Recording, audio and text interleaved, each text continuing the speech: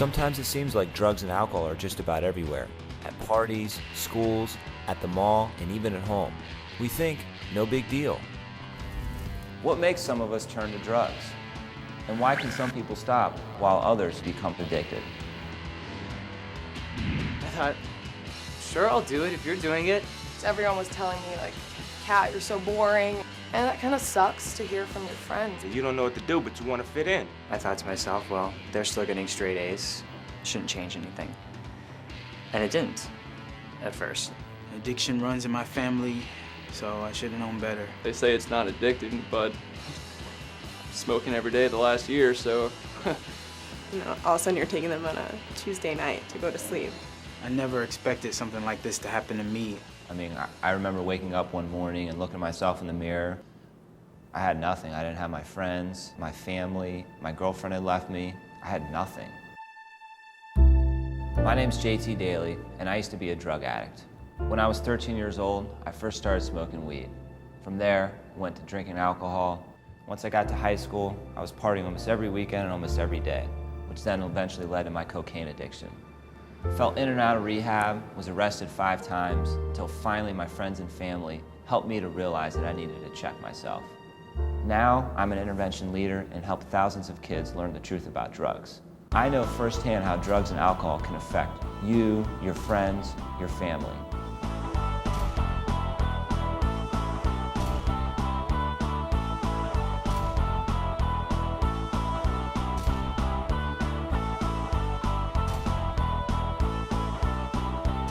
Over the next few minutes, you'll witness stories about people who have been affected by drugs and alcohol. Students, athletes, musicians, all of these people have one thing in common: addiction. You might think you're on top of it all, but these stories show that things can quickly spiral out of control. My brother got me stoned for the first time when I was 12. My father was an alcoholic. His father was an alcoholic. I didn't really want to go that route. We'd go to the dugout and smoke up during lunch break and come back and just coast. I started out, early in high school drinking, maybe a beer or 2 at a party, just to take that edge off. I was making some A's, making some B's, but it was pretty easy because I would just sit in the back and then look over at my friends or the girl next to me, whatever. I'd be stoned in the outfield and a ball would come at me. And let's just say I wasn't as good as I once was. It was spring break and me and my buddy was throwing this huge bass. We was running out of liquor. They was pretty messed up. I was kind of messed up, so I decided to drive. I thought it was an okay idea. The cops didn't really see it as an okay idea. Ended up getting arrested, got a DUI, got kicked off the football team. It's just like that one moment, like everything just went downhill. Drugs don't discriminate. They affect everybody. This is Jessica. A friend introduced her to weed at age 11. I am a heroin addict.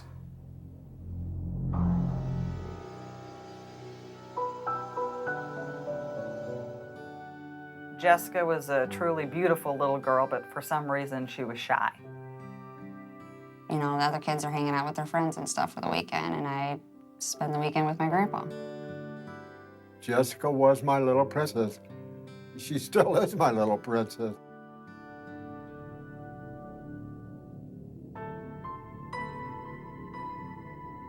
Weed made me, I guess, feel more comfortable, and it kind of made me want to stay out later and party and, get high with the boys.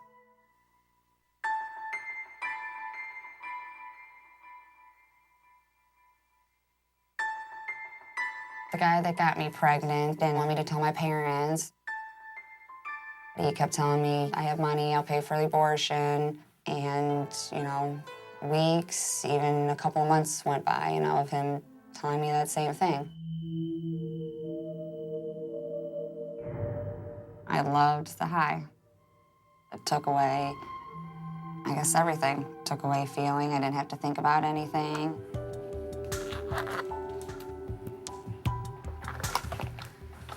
I'm definitely a 100% enabler with Jessica.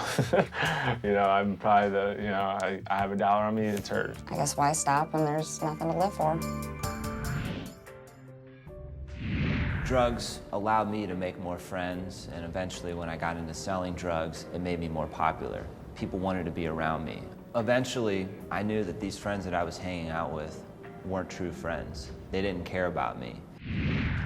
I guess I always felt like an outsider. Couldn't relate to any other girls. I was just sort of this tomboy. I was wearing my brother's hand-me-downs. I kind of fell into a group of people at school, and on the weekends we'd all chip in and get really messed up. I started stealing pills from my dad, like the painkillers. There was a couple of really, really bad close calls, and no one ever called an ambulance, ever. It happened to me. They put a pillow under my head and hoped for the best. Just because a drug is legal doesn't mean it can't be dangerous, addictive, and open doors to abuse and destruction. This is Ryan. He was exposed to drugs and alcohol at an early age. Both his father and stepfather suffer from addiction, and that's a powerful risk factor. I'm addicted to opiates. It's pretty much the only reason for living. You really can't do anything without it. I don't know this person. It's not my son. When I had Ryan, I instantly just fell in love with him. We probably, from the outside, looked like a very normal, functioning family, but at home, there was a lot of dysfunction going on. I am an alcoholic. He would get into ridiculous fights with Ryan over, such silly things when he had been drinking, and Ryan didn't know how to handle it. I know me being an alcoholic has had an effect on Ryan over the years. Once I started smoking, I actually was high every day. I found some other people who liked it too, and right off the bat, it was a beautiful relationship.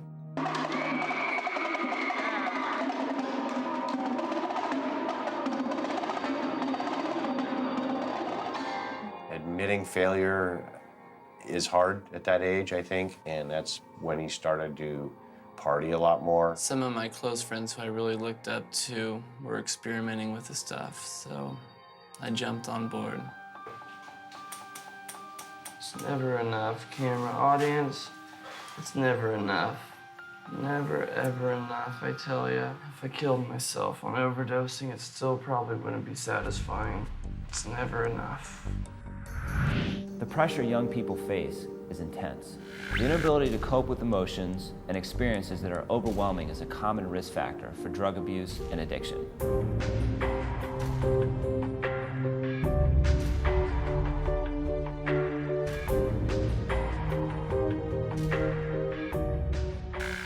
I started using drugs and alcohol because of all my failures in life.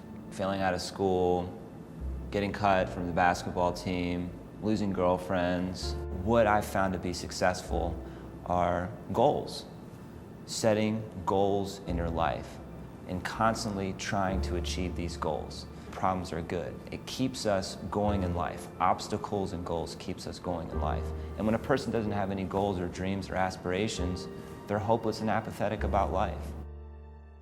Now I'm chill with the same friends who I smoked out with in the dugout, and we pretty much just stay at home and sit on the couch and get high all day. I mean, I am trying to get into college. I've been trying to get into college for a long time. I finally got busted in gym class. I dropped a Ziploc bag of pills. They helped me get into a rehab center. And when I first got out, a lot of people I was hanging out with before, were trying to contact me and see if I was going to get back in.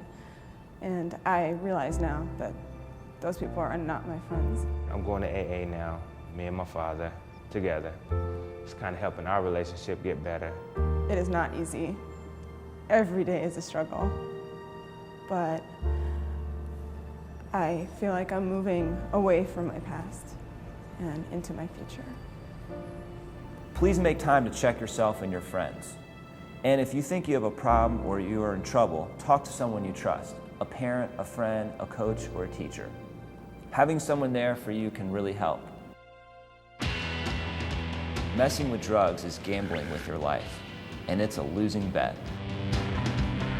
So keep yourself in check or risk getting wrecked.